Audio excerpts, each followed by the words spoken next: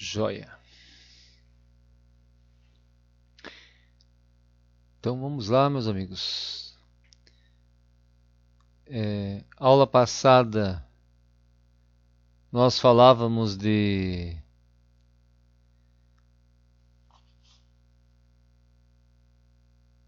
montagem do quadro principal de distribuição de energia, né, de qualquer empreendimento, com a forma de calcular os dispositivos de seccionamento de corrente, né, disjuntores. E ficou uma pequena atividade para vocês projetarem, né, o quadro elétrico da residência de vocês. Não sei se teve alguma dificuldade para alguém. Eu tive, professor. Na hora de montar o quadro ali, eu tive dificuldade. Não soube como é que chegava nos pontos ali. É, é tipo assim, em relação em relação às contas aqui, desenvolver as contas, nomear os circuitos, aí foi tudo bem ou Não, aí isso foi tranquilo, as contas foram tranquilas, mesmo só o diagrama ali, do quadrinho. esse aqui, né? Pera aí. Esse, né? Isso mesmo. A tua residência, ela é trifásica? Acho que não, né? Difícil, né? Não, duas fases só. Duas fases. Então aqui o teu diagrama, mas você não fez assim todos esses detalhes, assim, não, né? Só o básico, Não, né? eu fiz isso, mas eu não sabia que número que ficava e ordem, assim. Coloquei um, dois, três, quatro, não sei se estava certo, fiz assim. Ah, tá. Realmente, se você conseguiu montar de forma que tem 220 na tua casa, Aqui tem, então se você são três conseguir. só. Hã? São só três. E também esse LG eu também não entendi o que significava. Eu Ah, não tá. coloquei ainda. Não precisava mesmo, mas esse Ah, daqui, tá. tanto L quanto G, são é, dispositivos de baixa tensão, que os Entendi. industriais são outras letras assim. Ah, sim. Mas se você conseguiu montar ali o teu quadro de forma que os teus circuitos que são 127 ficaram 127, os que são 220 ficaram 220, a ordem ali não existe. Não tem ordem assim, sequência. É conforme o que ficar tecnicamente correto. E isso aqui também, né? O equilíbrio das fases, né? Então, tipo assim, se você tinha, se você tem duas fases de 127, se em cada uma ficou mais ou menos a, a mesma potência, que nem nós vimos aqui nesse exemplo aqui, e essa parte vocês conseguiram balancear? Sim, eu consegui. É. Bom, está certo daí. Mas eu fiz assim mesmo, deixei desse jeito, deixei as potências ali, mesma Aham. operagem. Primeiro, tanto faz começar com o monofásico, depois o bifásico, mas o importante é que você distribua os monofásicos e, e nas duas fases, né, que são duas, né? Aqui nesse exercício são três, mas daí nas residências de vocês são duas. E aí os bifásicos não tem o que fazer, né? O bifásico acho que foi até mais fácil, porque daí o que tiver de bifásico tem que ir nas duas assim, sem choro, né?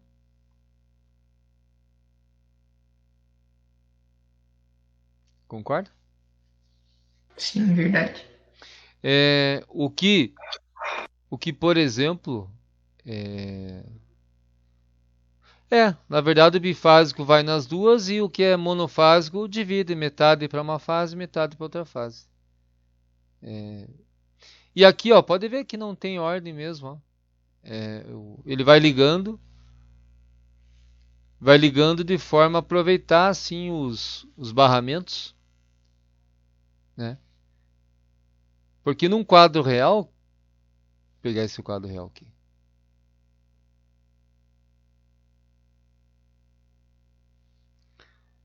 Num quadro real, veja, até vou aumentar bem aqui.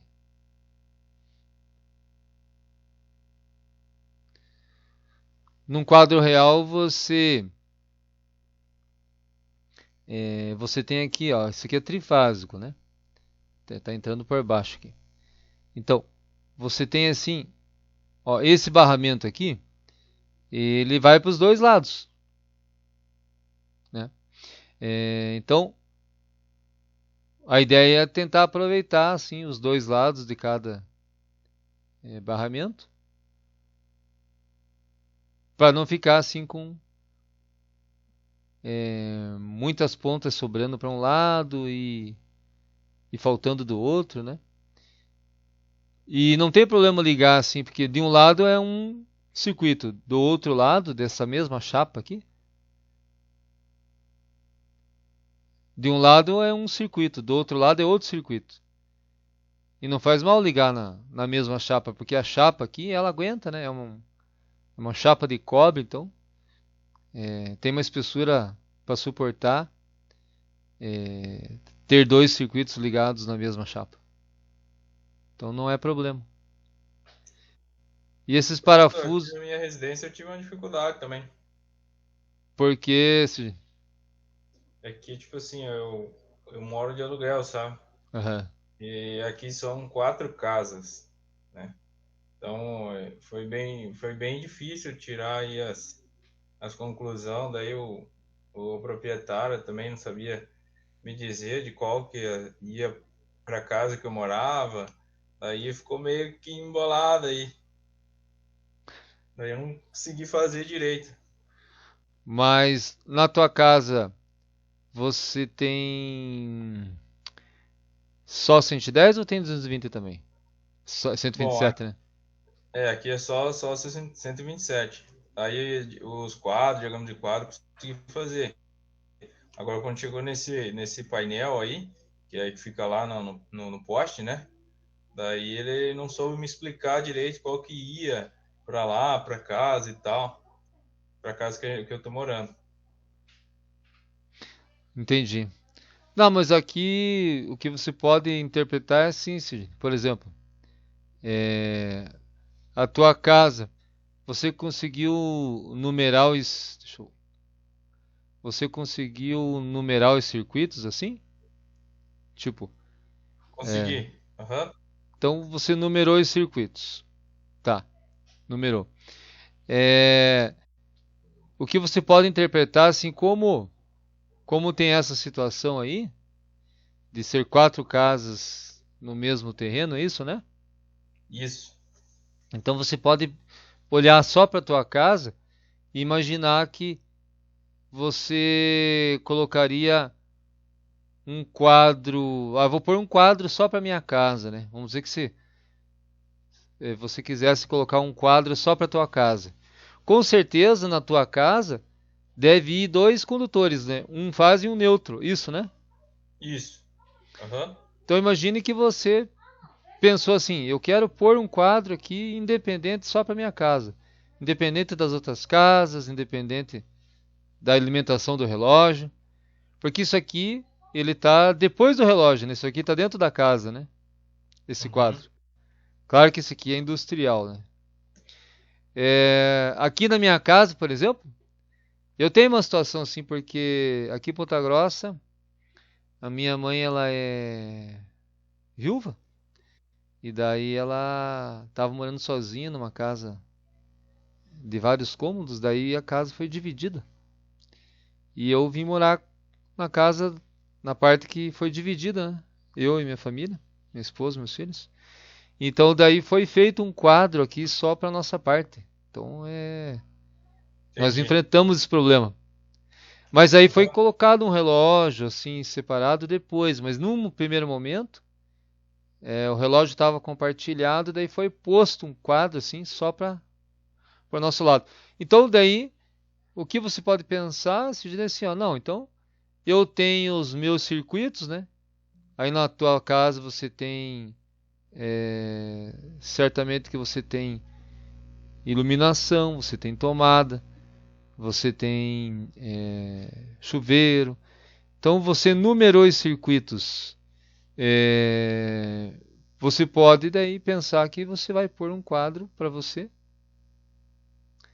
Entendi, independente das professor. outras casas. Entendi. Aham. Tá bom. Essa é essa a ideia.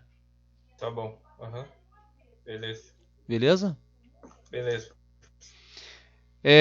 Professor, quando é 127, não tem o que balancear, né? Ah, não, não. 7. E Não, daí 220 não. conseguir balancear só o 110, né? Quando é 220. Isso. É o. 127, quer dizer. Isso, exatamente. Ah, eu não sei. É o Leonardo que estava comentando que tem o 220, Leonardo?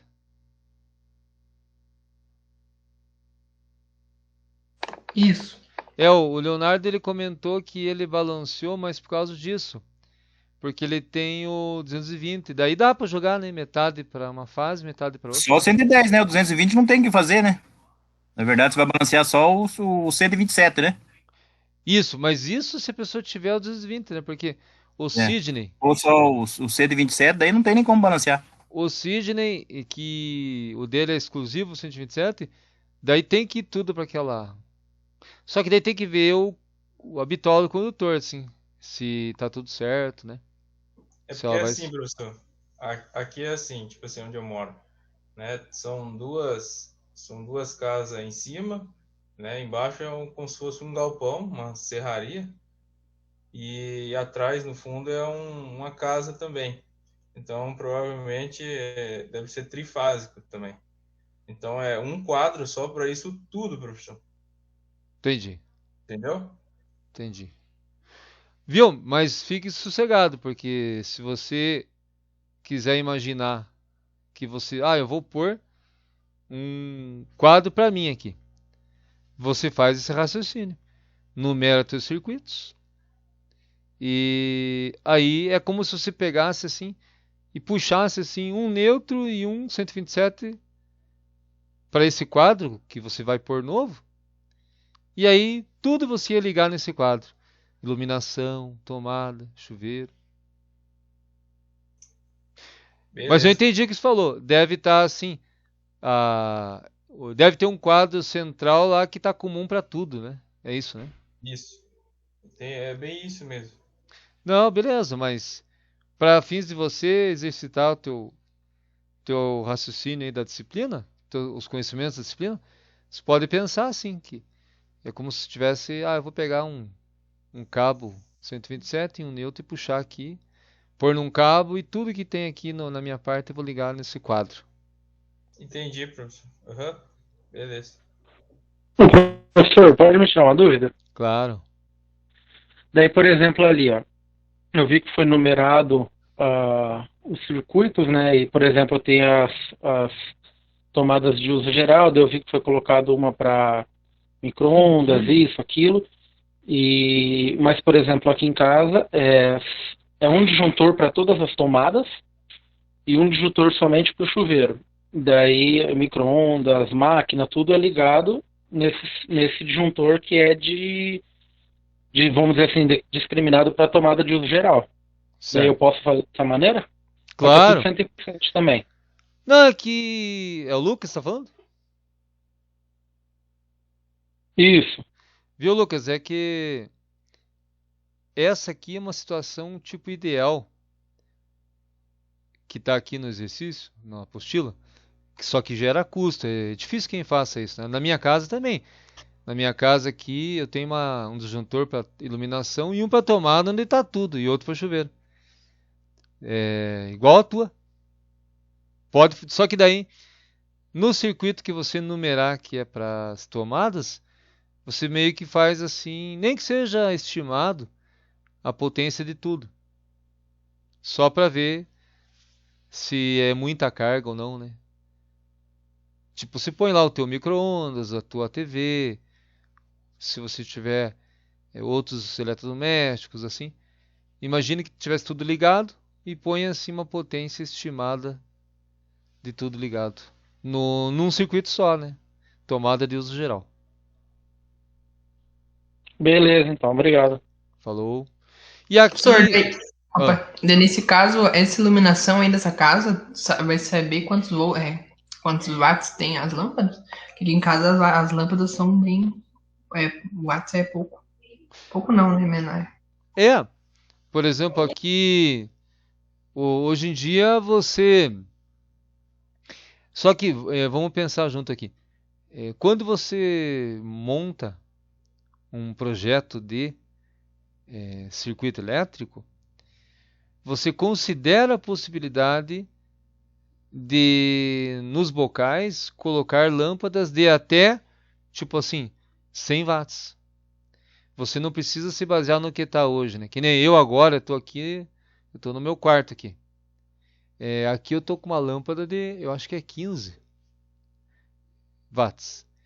Mas na hora de eu montar um circuito, eu imagino assim, pelo menos 100 watts. Se eu não me engano, a gente tem que olhar na norma lá, mas tem um mínimo por ponto de iluminação. É só entrar na 5410, eu acho que é 100, inclusive. Que a gente não dimensiona assim, pelo que tá. Porque senão vem alguém, coloca assim uma lâmpada mais forte e de repente faz isso para a casa inteira, pode vir a cair um disjuntor de repente, sabe? Não sei se eu consegui me expressar. Professor, Deu para entender? Deu sim, professor. Porque para lâmpada a gente geralmente coloca assim disjuntores mais baixos, né? Daí se você calculou com potências baixas do que a gente usa mesmo, né? A hora que botar assim lâmpadas mais fortes por algum motivo lá, cai o disjuntor daí. Daí não pode, né? Diga, Cine. você pode subir um pouco a tabela lá. Se eu fosse nomear, tipo assim, pelos ambientes, assim, tipo assim, o quarto, quarto quarto 2, cozinha, sala, estaria errado ou não? Não é comum, Sidney, porque o pessoal elabora assim o projeto elétrico pelo tipo de consumidor. Exemplo, iluminação. Daí nesse circuito aqui, que vai ter um disjuntor para ele, entra as lâmpadas de todas as peças da casa. Daí, tomada de uso geral aqui, que nem aqui na minha casa, que nem na casa do Lucas aí. Esse circuito 3 aqui, ó, tomada de uso geral, entram as tomadas de todos os ambientes. Eu entendi, professor. Uhum. Né?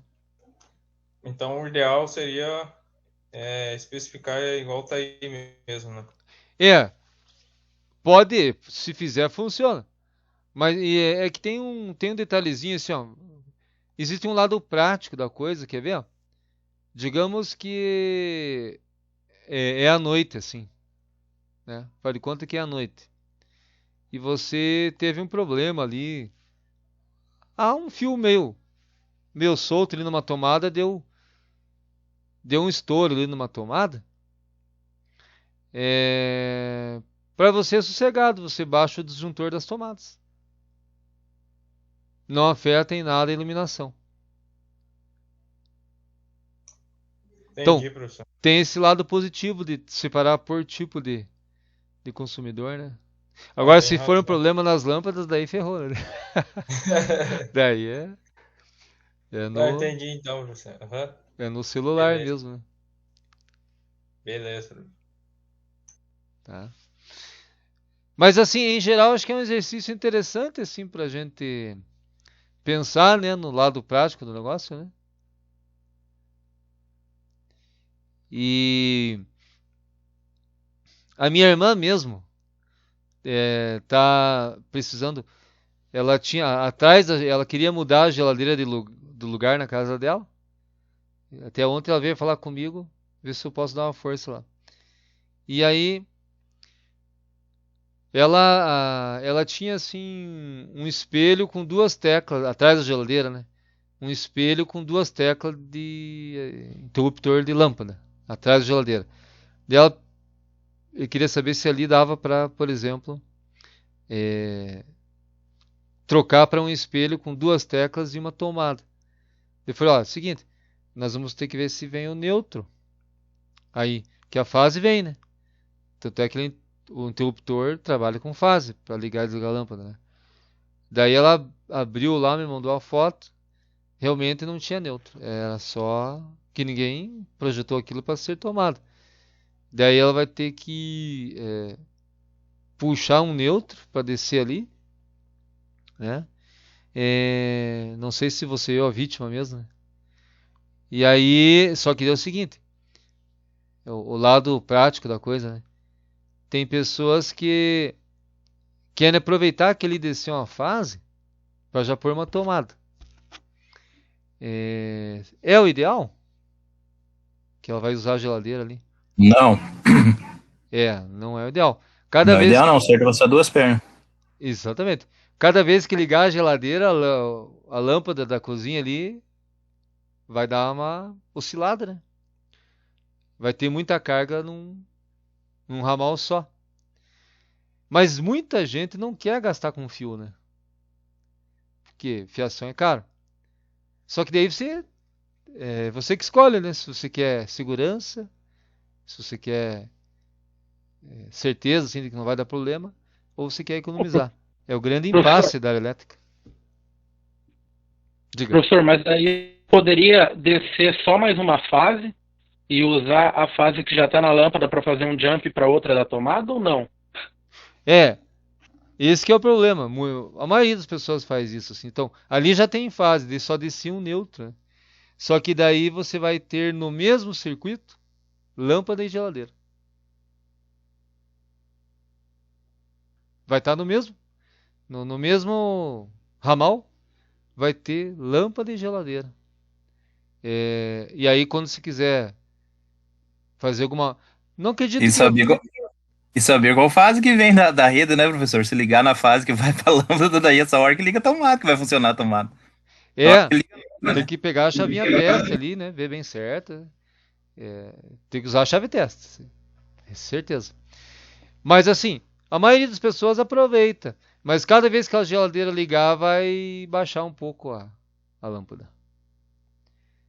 Eu, quando era criança, morei em casa, assim, aquelas casas antigas que ligava o chuveiro, nossa, mas quase que apagava a lâmpada. Que era tudo ligado junto, né? Virava assim uma penumbra a casa. Porque o pessoal não fazia circuito independente, né? Pegava um fio só e ia passando em tudo. Lâmpada, tomada, geladeira, chuveiro. Daí muita carga num ramal só, né? Beleza, pessoal, então?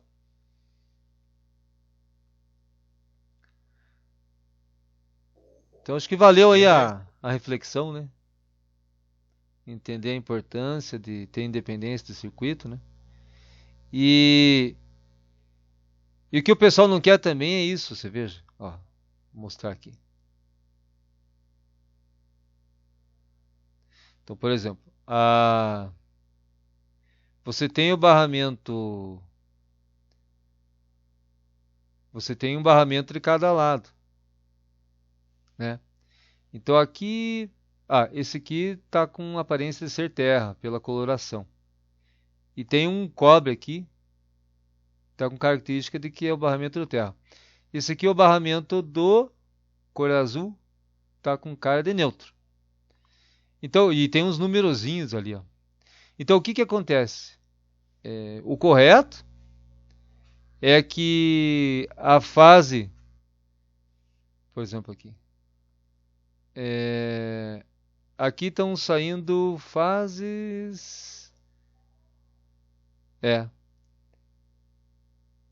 aqui está saindo fases e aqui também, dos dois lados. Os amarelos aqui, tudo é fase, né? Cada amarelo aqui tem 110 nele. Então, o correto é que saia 127.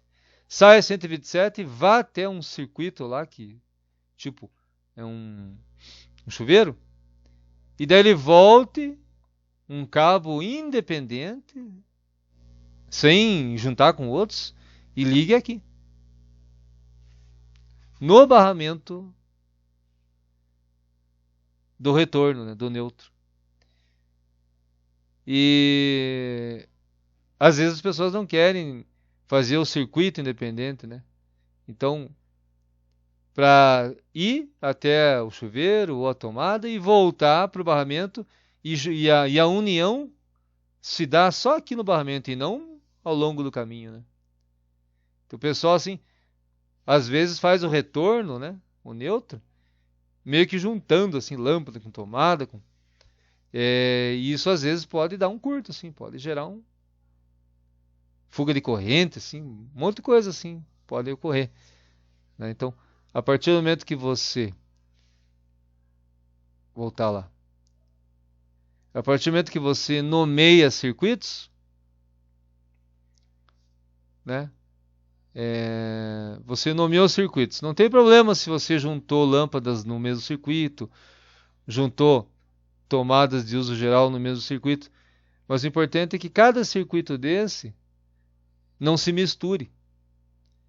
Que vá uma fase para o circuito e volte um neutro para aquele barramento que está dentro do quadro, sem ficar juntando, misturando, porque às vezes uma sobrecarga de energia que venha da rua pode entrar assim, fechando o curto nas coisas, né?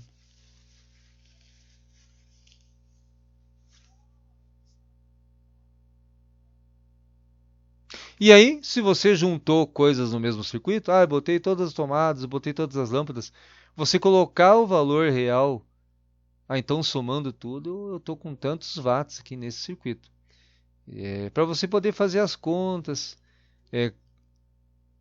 balancear certinho, dividir assim. Se tiver duas fases para dividir, né? Fazer essa divisão de carga para as fases. Beleza?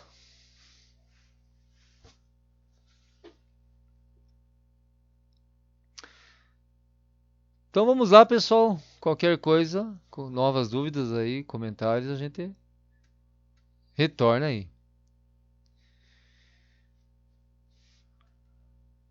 Vamos falar então de dimensionamento de condutor, primeiramente, né?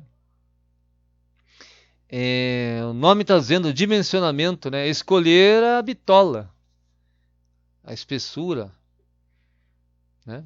Tudo isso está na 5410 que tem na internet. Não tem exatamente a última, pessoal, porque é paga, né? Mas assim, a última melhorou uma palavrinha lá e tal. Essa norma aqui não teve. O setor elétrico já é bem assim amadurecido, né? Não teve assim mudanças técnicas assim. Então, pessoal, a primeira questão que a gente precisa considerar, né, é que esses cabos a nível residencial, comercial, predial, eles são projetados para atender, né, entre 750 e 1000 volts, né? Acima disso já não é essa área, já é área industrial, né? São cabeamentos especiais, né? Com outras bitolas, né? Então, esses valores aqui são os valores que os fabricantes praticam, porque a norma estabeleceu isso, senão ia virar assim uma coisa, cada país, cada marca, cada região. Então você não consegue comprar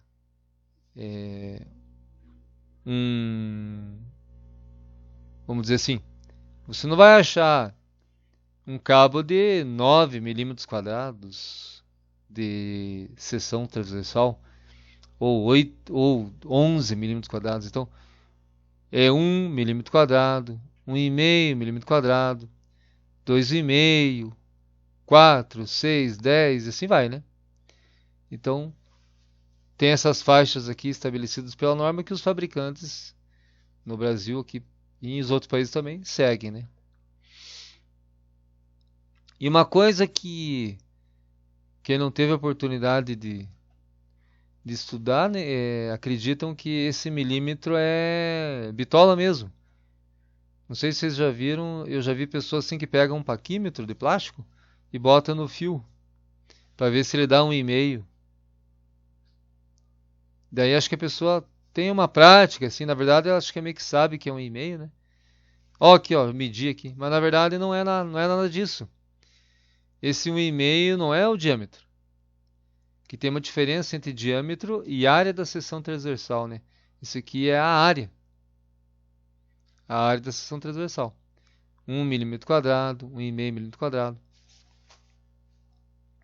E aí tem a questão do cabo ser paralelo ou monopolar ali, né? Por exemplo, esses cabos paralelos que a gente compra para fazer extensão em casa, geralmente é na cor branca, né? O cabo paralelo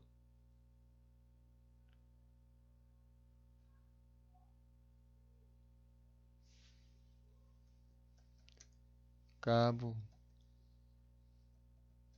paralelo.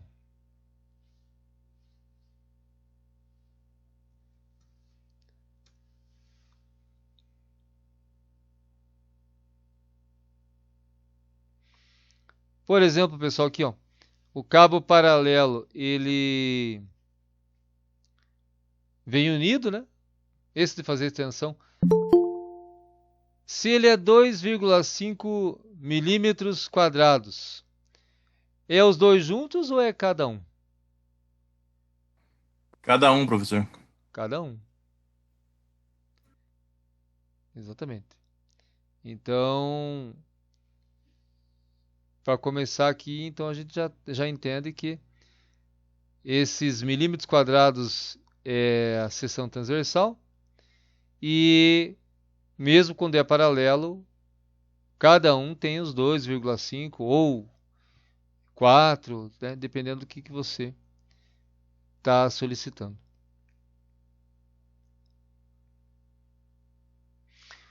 Muito bem.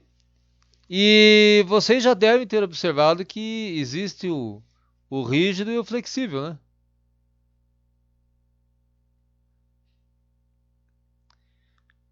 No caso, pessoal, um rígido de 2,5 e um flexível de 2,5, eles têm a mesma área de seção transversal mesmo, será? Ou deve ter uma diferença? Eu acho que tem uma diferença, professor. Porque parece De... grossura. É que, por exemplo, o fabricante, pela norma, como você tem vários filamentos aqui, se você somar todas as áreas de seção transversal dos filamentos, ela tem que dar 2,5. E se você medir aqui o diâmetro e calcular a área do rígido, tem que dar 2,5 milímetro quadrado. Só que como aqui está em filamento, tem um espaço entre eles, daí ele representa mais grosso. É isso que se fala, Arnon?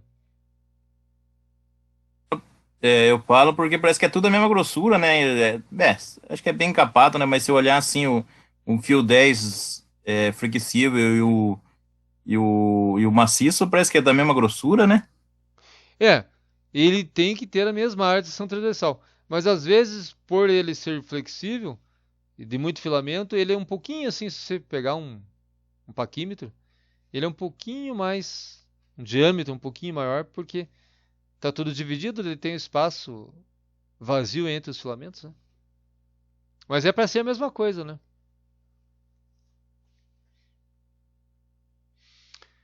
Então, beleza, pessoal. Os nossos cabos eles podem se apresentar assim, flexível ou rígido. E aí, pessoal, será que um é melhor que o outro em algum sentido, em algum aspecto?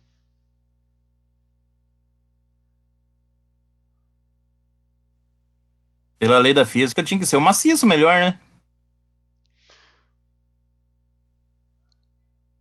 Alguém concorda? Alguém discorda, Orlando?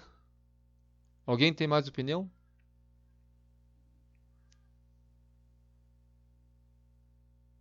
Eu também acho que o maciço seria melhor. Olha, segundo os fabricantes, pessoal, como a eletricidade tem a ver com a área de seção transversal, que é a mesma, em termos de operação, segundo os fabricantes, tem mesmo desempenho. Tipo, se tiver que aquecer, vai aquecer a mesma coisa. Se tiver que dissipar energia, vai dissipar a mesma coisa. Segundo os fabricantes, né? Agora, em termos de trabalhabilidade, manuseio.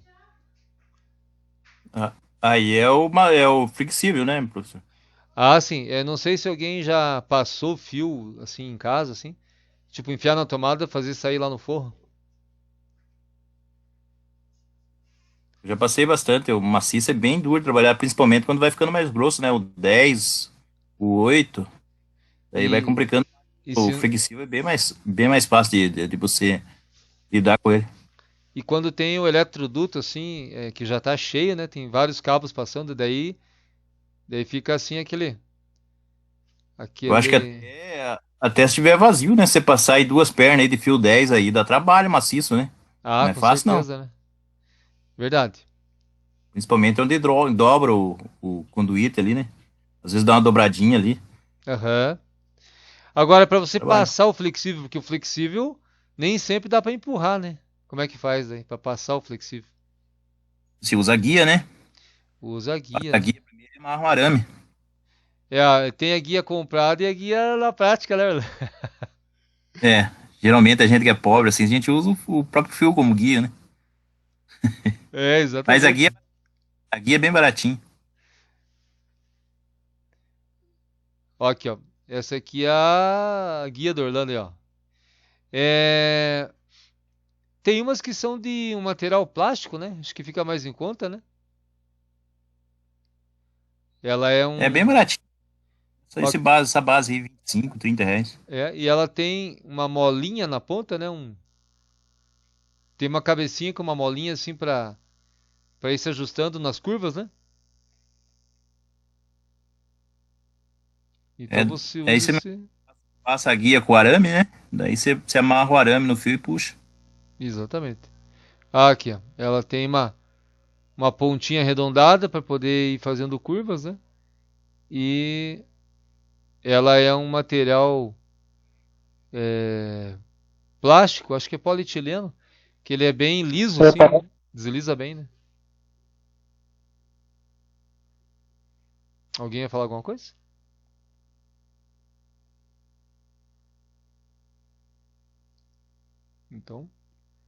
Então, pessoal, a diferença é a trabalhabilidade mesmo, a facilidade de manusear e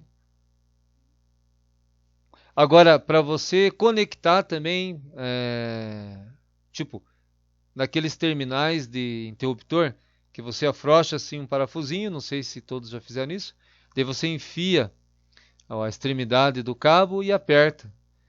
Os interruptores e tal, o rígido, dependendo de onde você vai conectar, se for meio justo ali, te dá um pouquinho de trabalho.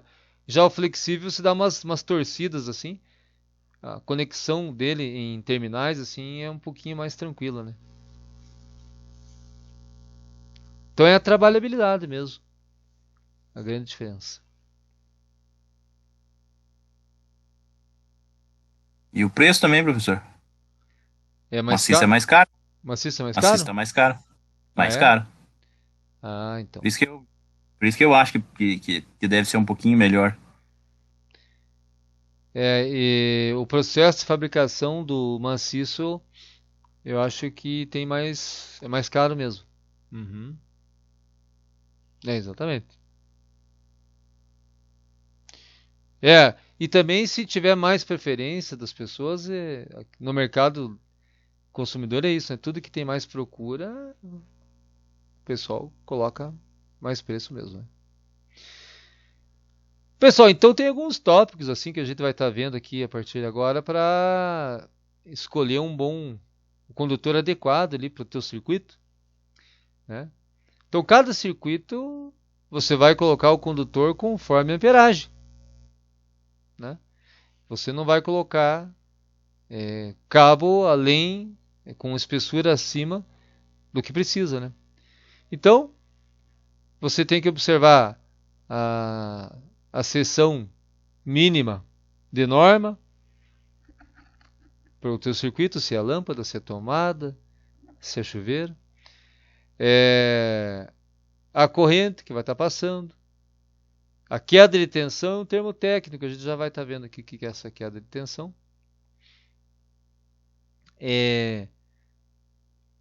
O relacionamento disso com a proteção aqui que ele fala é o disjuntor, né? O dispositivo de interrupção. E as questões de curto-circuito relacionadas, né? Então são esses os tópicos aqui que envolvem a escolha de um condutor, né?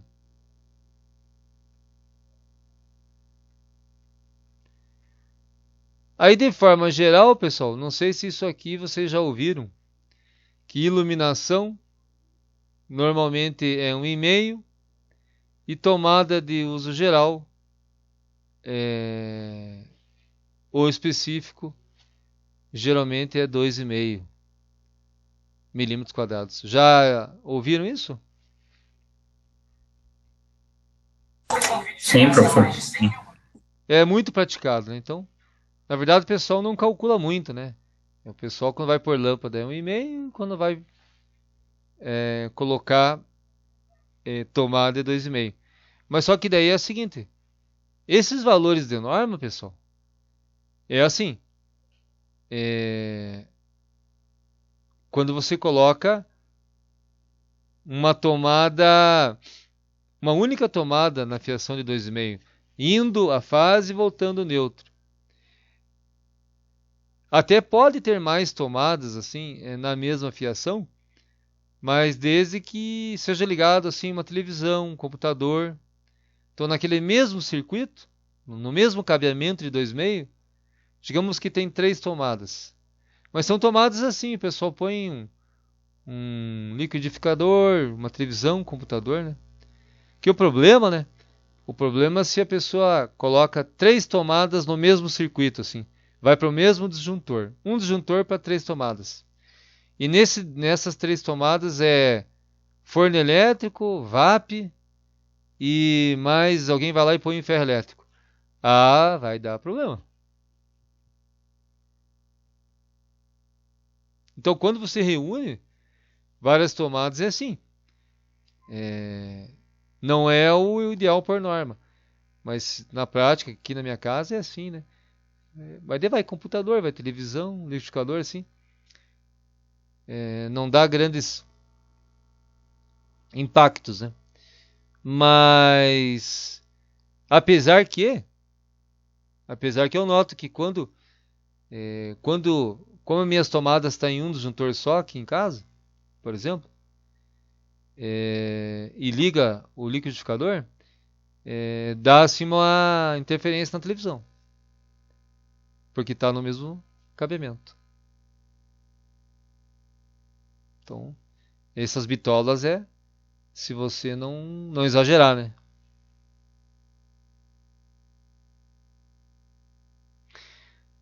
E a capacidade de corrente, o quanto que você quer que circule de corrente, está relacionado ao material de condutor, que geralmente é padrão, né? Para nós aqui. Só em cabos industriais que entra o alumínio também, né? Outras composições de cabo. O tipo de isolação, de isolamento.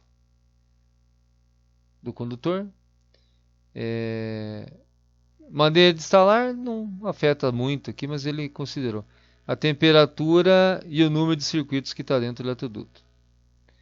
Então ele está elencando assim, tópicos assim, para serem lembrados, na verdade, né?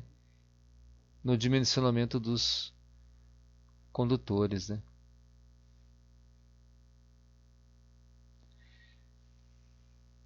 E agora, pessoal, os tipos de isolação.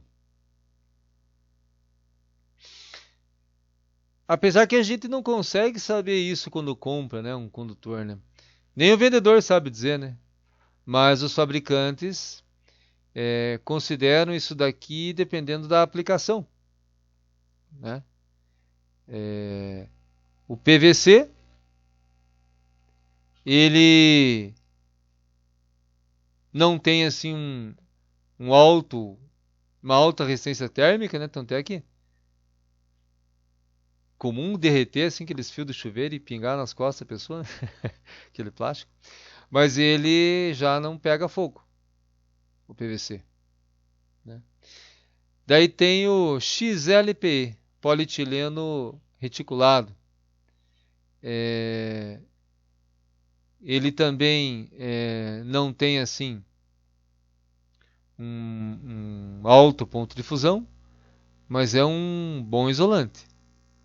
Né? E aí tem isolantes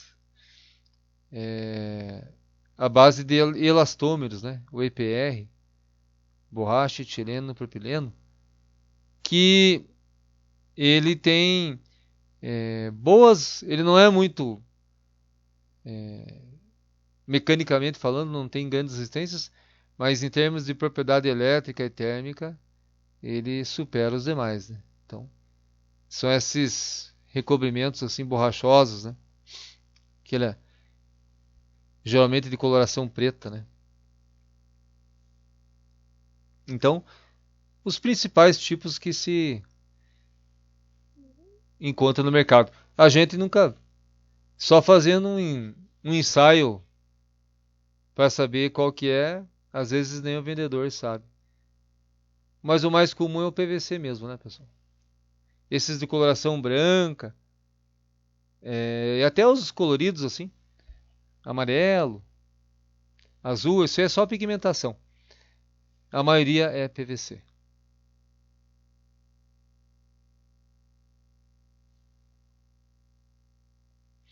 Bom, agora começa aqui alguns termos mais técnicos,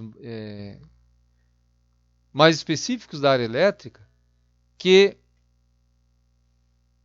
recebe uma nomenclatura. Por exemplo, capacidade de condução de corrente do condutor vai ser chamada de LZ. IZ, na verdade. Né? IZ, capacidade de condução de corrente. A gente já conhecia das aulas anteriores o IB, que é a corrente, aquela corrente calculada lá, que nós usamos para dimensionar o disjuntor. Então, a capacidade de condução de corrente é o quanto que ele aguenta, assim, num termo um pouquinho mais prático, é o quanto que ele suporta, né? Ele tem que suportar, né? Veja essa relação, maior ou igual. Ele tem que suportar acima do que o projeto daquele circuito requer, né? Lógico, né? Ele não pode assim trabalhar tá quase assim para derreter o recobrimento ou quase para vir a romper por fusão. Não, né? De forma alguma. O quanto que ele aguenta de conduzir corrente tem que estar um pouco acima do que o projeto para aquele circuito está pedindo. Aí entra a questão da bitola, né? Ninguém vai pôr um fio de 2,5 num chuveiro, que daí não vai cumprir esse requisito aqui, né? Faz sentido, né?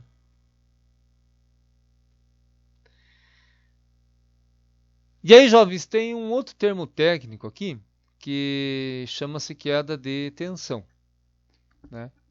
A queda de tensão, ela, na prática, o que significa?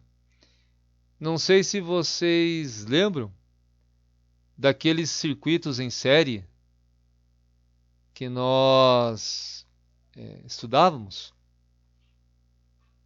em que a tensão de alimentação, como eu tenho resistências em série, vai tendo queda de tensão ao longo das resistências, né? À medida que a corrente vai passando, deixa eu ilustrar aqui. Senão eu fico só falando, né?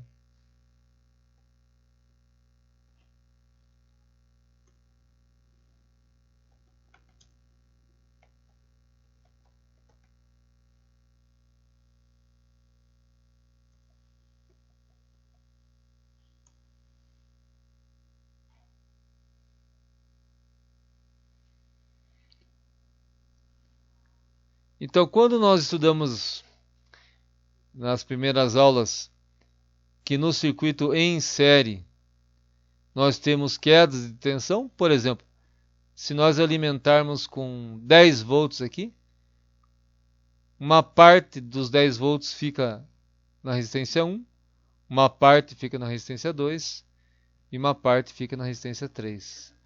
Então, as quedas de tensão num circuito em série, né? Seria esse conceito de você ter perda de tensão ao longo do circuito. Apesar que na residência o circuito não é em série, né? Eu coloquei aqui esse exemplo só para a gente lembrar das quedas de tensão, porque numa residência os circuitos são totalmente em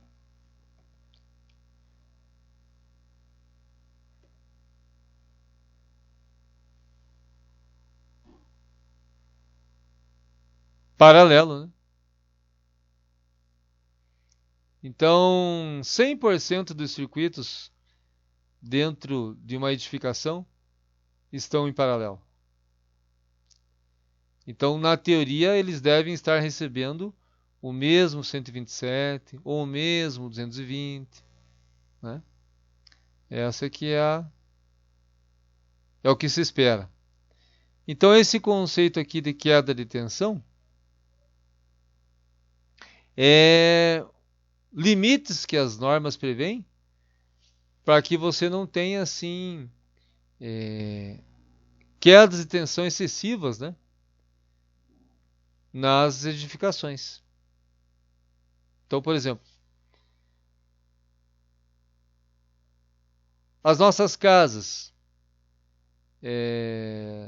não deve ter assim queda de tensão mais que 5%. E se tiver, como fábricas, empresas, subestação própria, não pode superar os 7%. Né? Mas como que chega nesse porcento aqui? Daí nós temos algumas equações novas aqui para nós. Né? Então, para circuito 127 ou 220, a queda de tensão é calculada como 2 vezes 100 vezes o ρ, que é a resistividade do condutor de alimentação, em geral cobre, né? 1 sobre 58, vezes o I, que é a corrente do circuito, vezes o L,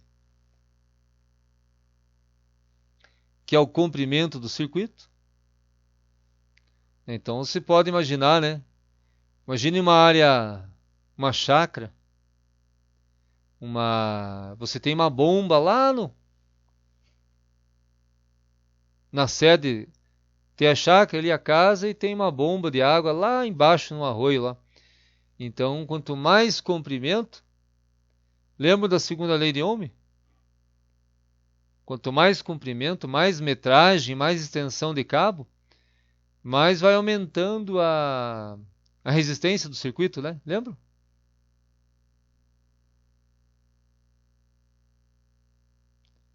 Por aqui. Segunda lei de Ohm. Ó, não sei se vocês lembram da segunda lei de Ohm. Deixa eu pegar aqui. Quanto mais comprimento, mais resistência vai ter o circuito, né? Então, você tem que cuidar, por exemplo, com o comprimento. Mas essa equaçãozinha aqui está dividida por S. Vamos ver o que é o S. O S é a seção do condutor, né? Faz sentido estar embaixo, né? Porque quanto menor for o condutor,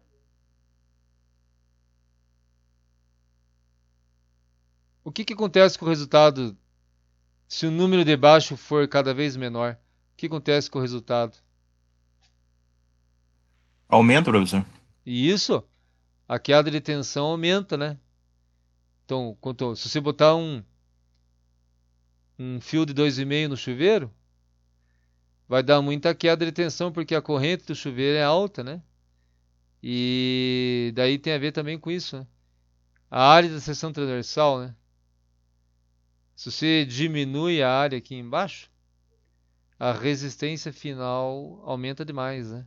Daí dá mais queda de tensão. Não sei se está fazendo sentido o que eu estou falando.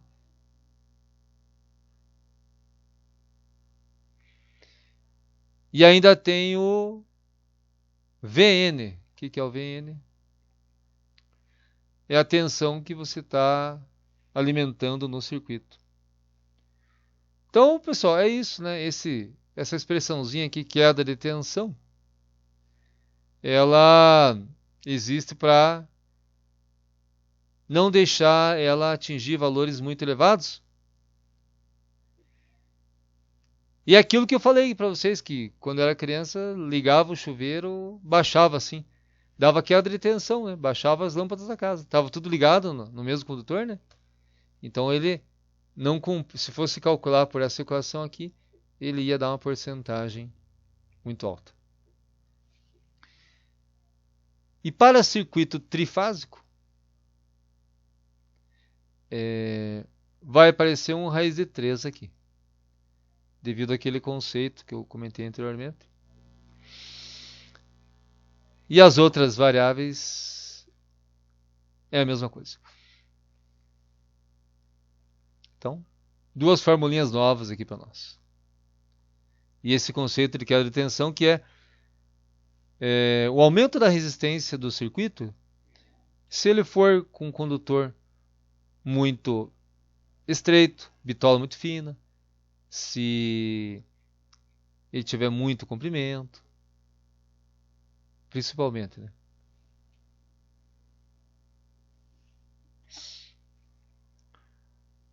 Beleza.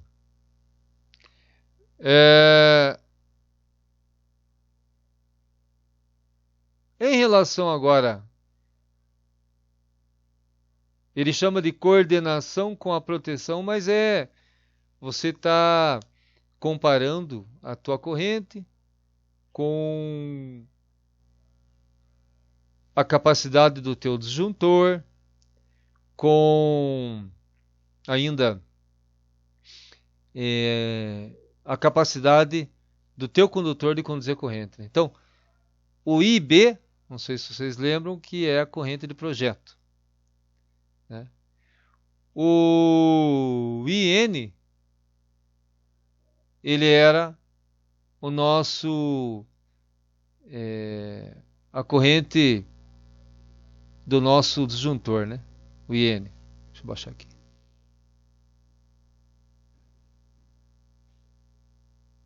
Aqui tá bom. Então, o nosso IB, aquela corrente de projeto calculada lá, teve casos até que a gente usou aquele fator de potência nas aulas anteriores, né? Quando tem motores envolvidos, né? O IN é a corrente que está projetada para o disjuntor. O IZ é a capacidade do condutor, né? Então aqui a gente observa essa relação. Ó. Você tem uma corrente de projeto. O teu disjuntor, ele tem que estar um pouquinho acima, né? Lembra? A gente fez até na aula passada. Ah, deu 9,3 ampere o meu circuito. Eu ponho um disjuntor de 10, né? Lembram, né? Um pouquinho acima. E o meu condutor não pode ser assim um condutor que só aguenta 10, né? Senão ele está no limite, está derretendo a capa dele. Ele tem que ser um condutor que suporta 15, 20 amperes, né? Já que ele vai trabalhar com um disjuntor que desarma em 10, né? Então é mais ou menos essa a capacidade do condutor tem que ser maior que a capacidade do disjuntor, que é maior que a capacidade de corrente do projeto. Essa é a escadinha. E aí, eles colocaram aqui também um I2. Ó, corrente de autuação do desarme. É a corrente que desarma o dispositivo de proteção. Ele escreveu assim: a corrente que desarma o dispositivo de proteção, ela tem que ser menor que quase 1,5 vezes a capacidade do condutor. Então, ele está fazendo aqui um comparativo, né? Na verdade, ele está dizendo que, em termos práticos, que o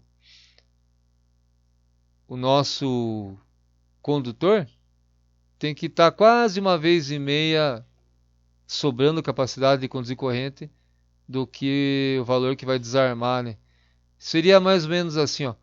Corrente de projeto deu 9 e pouco ampere, o disjuntor ele desarma com 10, 10 vezes 1,5 daria pelo menos 15 ampere. O condutor nesse circuito que eu estou usando de exemplo tem que conseguir conduzir.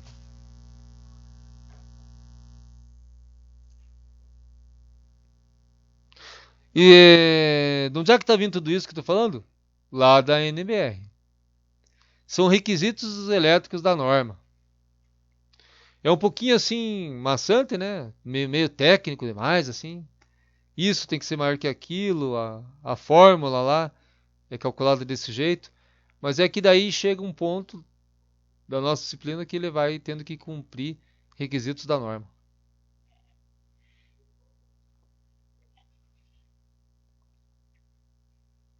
Até porque quando tem sinistro, incêndio, curto, perda de bem patrimonial, vão os peritos, né? Eles avaliam se está conforme norma ou não, né? As instalações, né?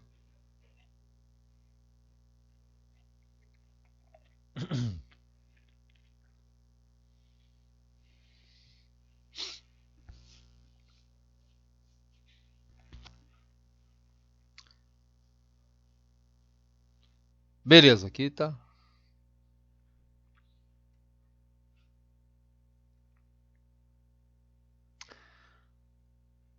Vamos tentar entender um gráfico juntos aqui, ó. A questão de a ação de um disjuntor em relação a um curto-circuito. Então é uma informação assim um pouquinho técnica, né? Então vejam. Nós temos aqui um gráfico, geralmente fornecido pelo fabricante, né? Que diz o seguinte: ciclos que o condutor suporta. Nesse eixo vertical, eu tenho a corrente de curto-circuito, ICC, em kA, 1000 A. E eu tenho aqui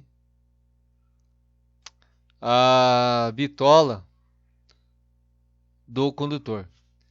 No caso aqui, o de 10 milímetros quadrados, né? Por exemplo, eu estou mexendo o mouse aqui na vertical,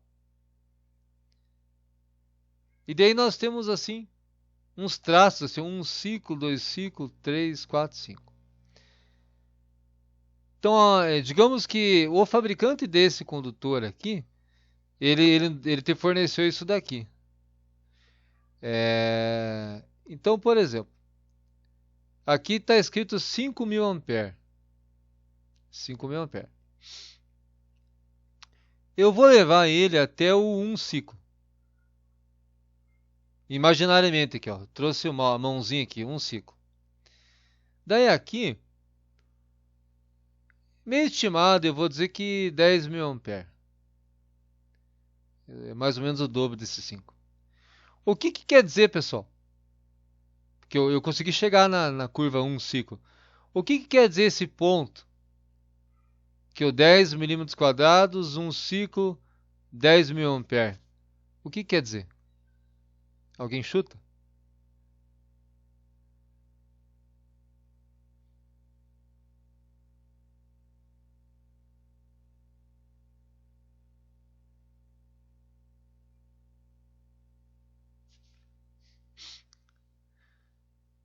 Eu vou dar aqui um palpite para vocês, ó. Então, se um fabricante fornece uma informação dessa, ele quer dizer o seguinte, que para uma corrente de curto-circuito de 10.000 A, esse condutor de 10 milímetros quadrados, o fabricante garante que pelo menos uma vez, claro que é de poucos segundos, né? Constante, e daí não tem ciclo que aguente. Mas o curto-circuito, por algumas frações de segundos, ele vai suportar um ciclo, pelo menos. Sem romper. Sem deteriorar. Apesar que 10.000 A é ampere, né, pessoal? Agora aqui, ó. Um pouquinho mais baixo aqui. Digamos que aqui seja um 6,5. Aqui significa que esse condutor de 10 milímetros quadrados ele vai aguentar um 6,5. Vai aguentar até 2 ciclos de frações de segundos, claro, né? 6.500 A. Porque é bem instantâneo, né? Curto-circuito, ele quando fecha um curto na casa, encosta 2 fios, né, pessoal? Imediatamente o disjuntor deve cair, né? Teoricamente é isso, né? Então os condutores suportam capacidades como essa aqui. E aí, tipo, à medida que você vai aumentando a bitola do fio, ele suporta mais ciclos, né? Um fio de bitola maior vai suportar mais ciclos de curto, desde que a amperagem não seja tão elevada. Então, esse aqui é só uma demonstração do fabricante dos condutores, quantos ciclos de curto que aguenta em relação à bitola.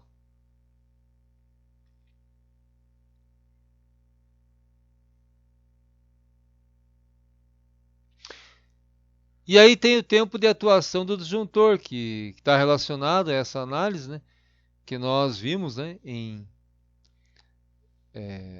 lá no dimensionamento do disjuntor, né, ó, o tempo por amperagem. Né? Então, quanto maior a amperagem, mais rápido é a atuação do disjuntor. Para amperagens menores, digamos que é um disjuntor térmico, ele demora vai demorar mais tempo para atuar. Quer dizer, esse tempo aqui é frações de segundos, né? Mas uma amperagem alta, mesmo nas frações de segundos, vai ser muito rápido. Uma amperagem mais baixa, mas assim, que vai gerar um desarme, ele leva um pouquinho mais de tempo. Esse um pouquinho mais de tempo, às vezes, é tempo suficiente para estragar algum circuito eletrônico da casa, da edificação, tipo um alarme, um porteiro eletrônico. Esse pouquinho mais de tempo aqui, que está nesse eixo, às vezes é o suficiente para queimar uma placa eletrônica de alguma coisa, né? É por isso que tudo que é eletrônica tem que ter assim uns dispositivos de proteção, né?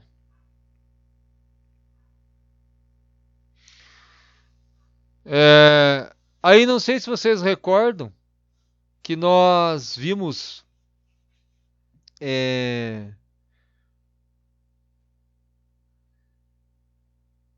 esse fator de agrupamento que os fabricantes fornecem em relação ao disjuntor, e daí tem que é conforme o número de polos, né, o número de circuitos e o fator de temperatura também, né? Que isso está relacionado ao fornecido pelo fabricante de dispositivo de seccionamento, né, disjuntor. Pessoal, então, o que eu tenho aqui?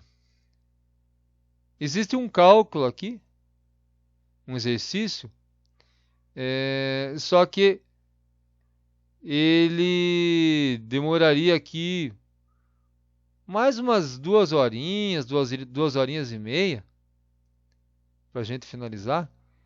Eu pensei em deixar para a próxima aula, que a gente hoje abriu uns conceitos novos aqui, né? Se fosse menos, mais 1 hora e meia, vocês aguentavam, né? Tem umas 2 horas e meia, acho que é meio difícil, né? Eu pensei o seguinte, nós vimos os conceitos aqui, alguns conceitos novos de cabeamento, de critérios, de corrente, de tensão, de queda. E aí a próxima aula a gente já começava fazendo um cálculo juntos, usando essas equações e esses conhecimentos que a gente conversou aqui agora. Pode ser? Por mim pode ser. Para mim também, professor. Beleza. Para aplicar, né? Para não ficar só no DISC, né? E aí daqui a pouco eu coloco uma atividadezinha lá relacionada a essa nossa conversa de hoje aqui. Colocar uma atividade assim, professor. Como é que liga o disjuntor? Aí tá bom já. Isso! Verdade, verdade. O Só negócio erguer e abaixar. é tipo assim, se pôr o dedo numa tomada, dá choque. Daí, verdadeiro ou falso? O negócio é É assim, bem facinho. sem judiar muito, né? Sem judiar. Então, beleza. Eu vou pedir aqui, pessoal, para vocês, por favor, escrever um presente aqui para gravar aqui no nosso chat aqui. E aí, nos encontramos na semana que vem. Tem feriado, pessoal, ou não? Não, né? Não, acho que só na outra semana, né? Dia 21. Só dia 21, professor, acho. Mas é uma quarta-feira. Ah, é o É dia de quarta-feira. Tiradentes? Sim. Por incrível que Isso pareça, mesmo. né? O feriado é do Tiradentes, né? Interessante. Na quarta-feira é feriado, então terça-feira aula normal, né? Pelo calendário, se eu não me engano, né? Beleza. Pessoal, muito obrigado aí pela presença, participação. Uma boa Senhor, meu semana. notebook tá travado, ele não consegue digitar, mas eu não consigo escrever presente. Luiz? Isso. Deixa Eu eu não pôr consigo aqui. digitar. Beleza. Luiz Santos. Professor, Oi, Boa noite, professor. boa noite. eu te Boa mandei noite, uma professor. mensagem Obrigado. lá Boa no, noite. no particular, depois, quando o senhor puder dar uma olhada. O que é, Lucas? Eu te mandei uma mensagem depois no particular, daí o dia que o senhor puder dar uma olhada lá, Você mandou lá no Unimestre ou no... eu tinha mandado no WhatsApp, professor, mas se quiser eu mando no Unimestre, tanto faz. Que eu não Uma- vi, não. Você mandou quando? Hoje? Eu não li ainda. Eu vejo, então. Não, tranquilo, beleza. Falou. Valeu, boa noite. Boa noite, obrigado. Boa noite para todos aí. Boa Nossa. noite, professor. Boa noite, boa semana para todos.